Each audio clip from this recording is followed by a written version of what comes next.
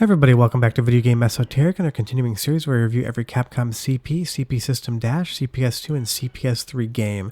Today we're taking a look at Knights of the Round. It exists in the realm of Arthurian legend, and that's something that I really enjoy because I've always loved these fantasy beat-em-ups, and it is a super fun and really intriguing game to play. And it definitely feels almost like a precursor to the Dungeons & Dragons beat-em-ups on the CPS System II. But you'll see right as we get in, this is a later Capcom CP game. This is 1991, and I do love the backgrounds in this game. The art style is incredible, the music is great, the setting, it's got everything I really enjoy as far as setting and place are concerned.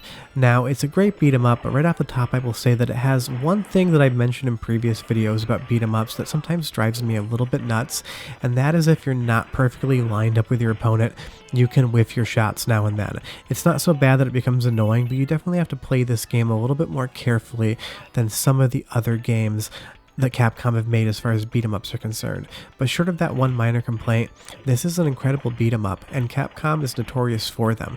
We've already reviewed Final Fight, and I've said that's probably their best work, but I would put Knights of the Round right up there, and I just, like I said, I'm partial to this sort of setting. I love watching Excalibur when I was a kid. My father loved all those old fantasies type of movies. I think he watched Braveheart once a week for a year because he fell in love with it.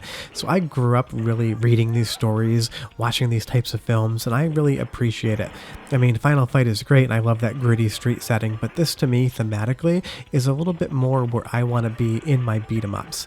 And it definitely has a lot of interesting mechanics too. There's light RPG elements that they would expand on more when they did those Dungeons & Dragons games, but we do get to level up throughout the game, making us more powerful, and you'll see at the top left-hand corner there, we have an L1, and we're getting closer to leveling up, and there you go, we're level 2. Your costume changes, your armor changes as you get more powerful, so you get some visual indicators that things are going on as well. But I just really love what they've done with all the visuals in this game. I think it might be my favorite part of it. You have these grassy fields that look like they're pastoral England. You have castles. Everything looks part and parcel, time and place of the setting that it is set in, and I really just enjoy that. All of the background work, all of the sprite work, it's well animated, it's colorful and lush. It's got everything I crave in a beat 'em up. Now, if you don't like the fantasy setting as much, you might not love the game, but this feels to me like Capcom trying to do a Golden Axe game. Sega made Golden Axe, Capcom made Knights of the Round. They're both great games and you can't go wrong with either one of them. It's just that Capcom's made so many beat 'em ups that you have to judge them against some of the other ones they've made. This is not as good as Final Fight, but it's pretty close. But you'll see here, I am starting to whiff a few shots, and that's because the enemy moves slightly up into the screen, and now suddenly I'm not able to hit him. But the nice thing is you get mounted riders as well, which is going to change the mechanics, although there's one issue I have. I don't know why they did this, but you can't change directions when you're on the horse, or if you can, I've never figured out how to do it. So when enemies get behind you, you kind of have to bait them forward so that you're able to come back around and hit them.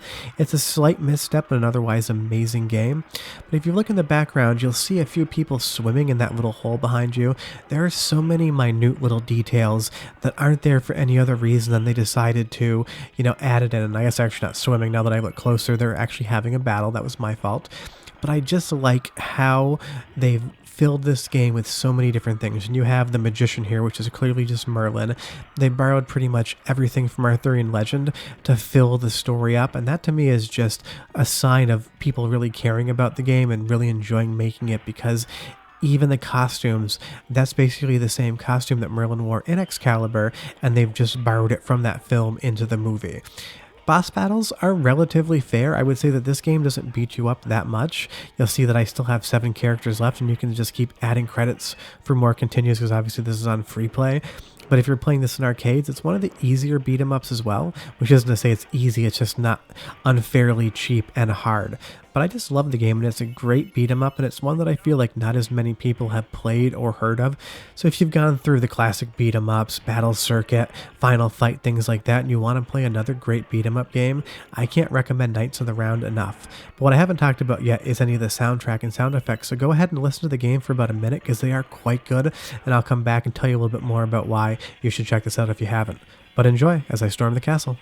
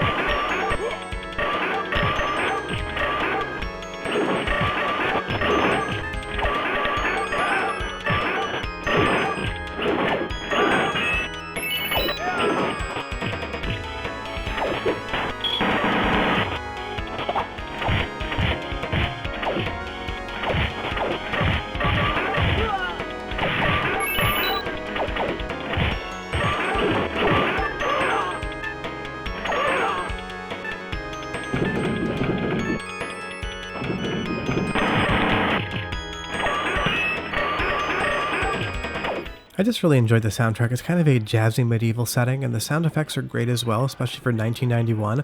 When your sword hits metal, it sounds as good as you're going to get for the sound hardware at the time. But I also appreciate the fact here, as we get a horse, the game's not going to make us leave it in this scene. We're actually going to be able to go into the castle with the horse and keep it for as long as we don't get hit. And I like that fact, because a lot of beat 'em ups, oh, you have a pipe in your hand, well, you can't take that pipe to the next area. But graphically, it's a really fun looking game too. I like all the small details, like on the wall there, those light fires.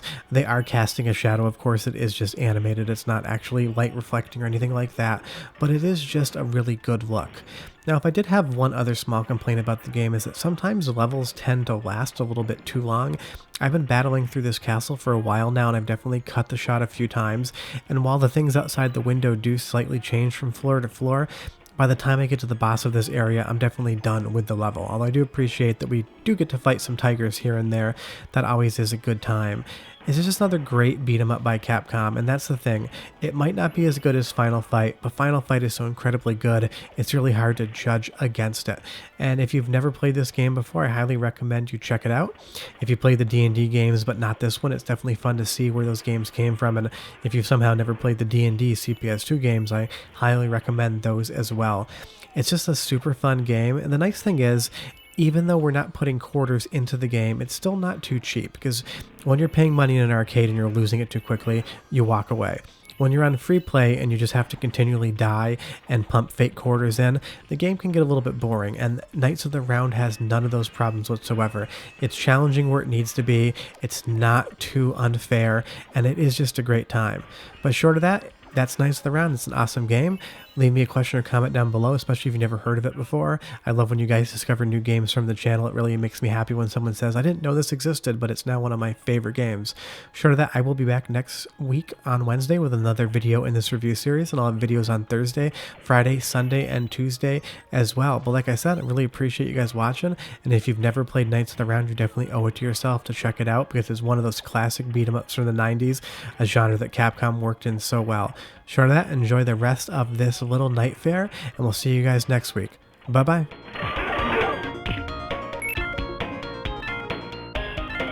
Excalibur, move!